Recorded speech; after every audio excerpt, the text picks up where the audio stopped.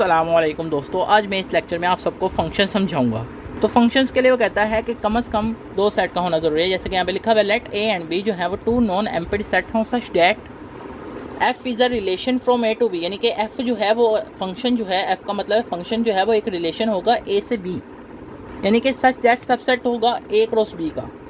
जैसा कि यहाँ पे ए और बी है, यानी कि ए और बी दो सेट्स हैं, मैंने इन दोनों की प्रोडक्ट की तो यहाँ पे इसका आंसर आया। तो मैंने कहा इनमें से सिर्फ वो एलिमेंट्स पिक करने हैं जिनमें हम अगर x की वैल्यू में +2 करें तो वो y की वैल्यू, तो वो सिर्फ ये वाला है, यानी कि 1 में +2 करेंगे तो 3 आता है, इसी तरह 2 में +2 करेंगे तो 4 आएगा। तो सिर्फ ये दो एलिमेंट्स आते हैं इस रिलेशन के मुताबिक, तो मैंने यहाँ पे लिख दिया। तो कहता है रिलेशन सिर्फ वही बनाने हैं जो कि ए क्रॉस बी, यानी कि हम उन दोनों की प्रोडक्ट करें, उनमें से सिर्फ हमने कोई रिलेशन बनाना है, उसके अलावा हम कोई रिलेशन नहीं बना सकते। तो ज़्यादातर उसने आपको रिलेशन जो है गिवन दिया था, मतलब कि पहला स्टेप आपको टेस्ट करने की ज़रूरत नहीं पड़ती, वो आपको ज़्यादातर गिवन ही होता है।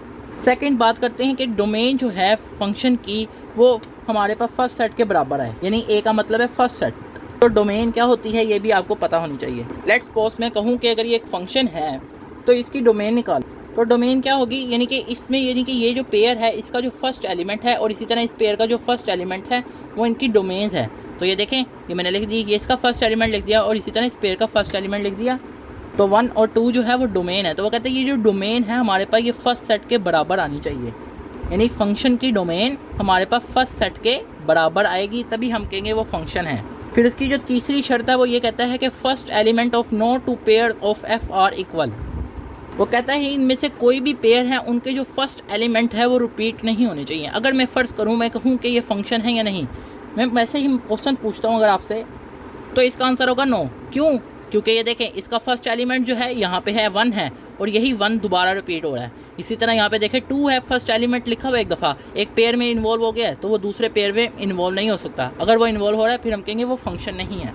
अगर हम वैसे फंक्शन की पिक्टोरियल रिप्रेजेंटेशन देखें तो वो इस तरह होती है कि वो कुछ इनपुट लेता है और फिर वो उस इनपुट के मुताबिक हमें कोई आउटपुट देता है, तो हम कहते हैं बीच में जो काम हो रहा है वो क्या है, वो एक फंक्शन है। अब यहाँ पर मैंने आपको 3 इंपॉर्टेंट कॉन्सेप्ट समझाने हैं, डोमेन, को डोमेन और रेंज। अब मैं यहाँ पे कह देता हूँ कि ये ए सेट के एलिमेंट्स हैं और ये बी सेट के एलिमेंट्स हैं। यहाँ पे क्या हो रहा है, ए सेट का ए एलिमेंट जो है वो बी सेट के 1 एलिमेंट्स है, इसी तरह बी 2 से है, इसी तरह सी 3 से एंड 4 जो है वो किसी के साथ कोई पेयर नहीं बना रहा। तो फिर मैं इसको इस तरह भी लिख सकता हूँ कि फंक्शन ए से बी जो है वो इस इक्वल है, इस तरह ए से 1 की तरफ था तो A1 लिख दिया, इसी तरह बी से 2 की तरफ था तो B2 का पेयर लिख दिया, इसी तरह सी से 3 की तरफ तो C3 का एक पेयर लिख दिया। अब जैसा कि डोमेन का तो आपको पता है कि पेयर के जो हैं जितने भी पेयर हैं इनके जो फर्स्ट एलिमेंट है ये इसकी डोमेन है। तो मैंने जब डोमेन निकाली फंक्शन की तो वो निकला A B C, यानी फर्स्ट एलिमेंट निकले सारे पेयर्स के। अब इसकी रेंज निकालनी है तो वो कैसे निकालेंगे, तो रेंज कैसे निकालेंगे, रेंज में भी यही है कि जो फंक्शन है उसके अंदर जो पेयर हैं उनके जो लास्ट वाले एलिमेंट है, मीन्स के सेकंड एलिमेंट है, ये वाला ये वाला ये वाला जो है ये इसकी रेंज है। तो यहाँ पर इसकी रेंज लिख दी। अब को डोमेन क्या है, तो को डोमेन वो चीज़ है जो हमारे बी सेट में जितने भी एलिमेंट्स हैं चाहे वो रेंज में है या नहीं, यानी कि चाहे वो पेयर बना रहे हैं या नहीं बना रहे, तो सारे एलिमेंट जितने भी हैं वो सारे को डोमेन होते हैं, सेकंड सेट के एलिमेंट्स। तो ये जो है इसकी को डोमेन है फंक्शन की। यहीं पर आपसे इमेज और प्री इमेज के कॉन्सेप्ट के बारे में भी पूछा जा सकता है। तो इमेज और प्री इमेज क्या है ये भी आपको अभी समझाता हूँ। वैसे अगर आप आम तौर पे मिरर में देखें, आप मिरर में क्या देखते हैं, अपनी इमेज देखते हैं, यानी आप मिरर के सामने खड़े होते हैं और आपके पास मिरर में आपकी इमेज आ रही होती है। तो यहाँ पे फिर मैं ऐसे कह सकता हूँ कि 1 की इमेज जो है वो है A, इसी तरह 2 की इमेज है B, 3 की इमेज है C। तो मैंने यहाँ पे कह दिया 1 जो है वो इमेज है A की, इसी तरह 2 जो है इमेज है B की, 3 इमेज है C की। इसी तरह अगर आपसे प्री इमेज के बारे में पूछा जाए तो आपने क्या करना है, सिर्फ सिंपल सेंटेंस को रिवर्स कर देना है, यानी कि सबसे पहले देखना है इमेज वाला अपने सेंटेंस लिख लेना है, फिर आपने इसी को रिवर्स कर देना, मतलब कि आपने कहना है A is pre image of 1, इसी तरह B is pre image of 2, C is pre image of 3। तो यहाँ पर मैंने आपको इमेज और प्री इमेज का कॉन्सेप्ट भी आपको समझा दिया।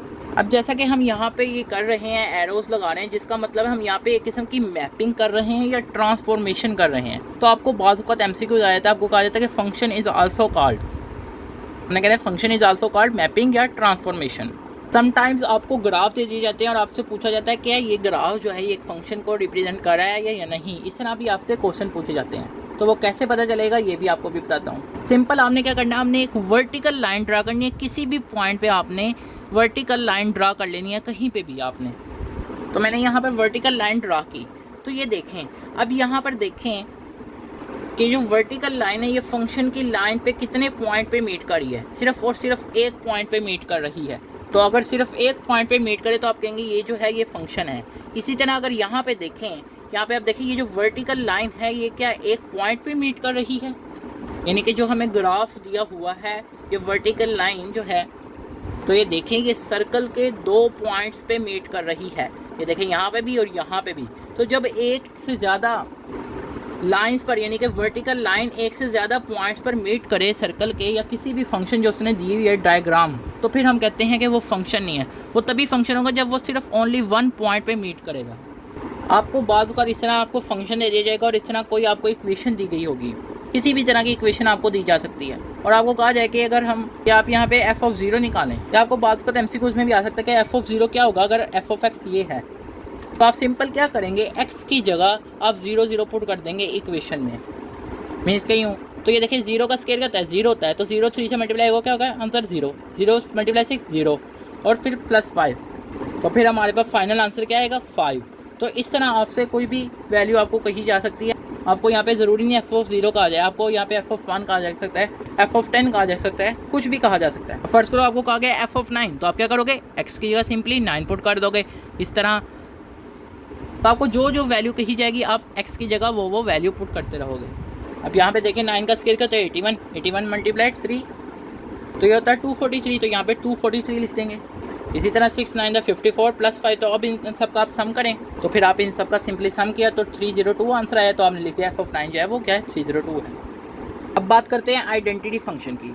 आइडेंटिटी फंक्शन की पहचान ही होती है कि उसमें हमें इस तरह आई का साइन सिंबल होता है, ज़रूरी नहीं आई का हो, कोई भी सिंबल हो सकता है, आई की जगह ए हो सकता है, बी हो सकता है, कुछ भी हो सकता है। लेकिन क्या होगा कि उसमें जो यहाँ पे वेरिएबल यूज़ हो रहा है, जिस तरह यहाँ पे x हो रहा है ना, यहाँ पे भी बस =x के होगा, यानी कि इसके साथ ना 3 लिखा होगा, ना स्केयर होगा, ना कुछ होगा, यानी कि जो यहाँ पे वेरिएबल है ना सिंपली उसी तरह का वही वेरिएबल बस इधर होगा, बस ना उसके साथ कोई कांस्टेंट आ रहा होगा, ना उसके साथ कोई स्केयर हो रहा होगा, ना कोई फंक्शन हो रहा होगा। तो ये आइडेंटिटी फंक्शन की पहचान है, मतलब कि ऐसा फंक्शन जिसमें हम जो भी वेरिएबल डालें वही रिटर्न कर दें। तो ये देखिए जिस तरह मैंने x की जगह 5 डाला तो i(5) आ गया 5, इसी तरह i की जगह x की जगह 9 डाला तो i(9) 9।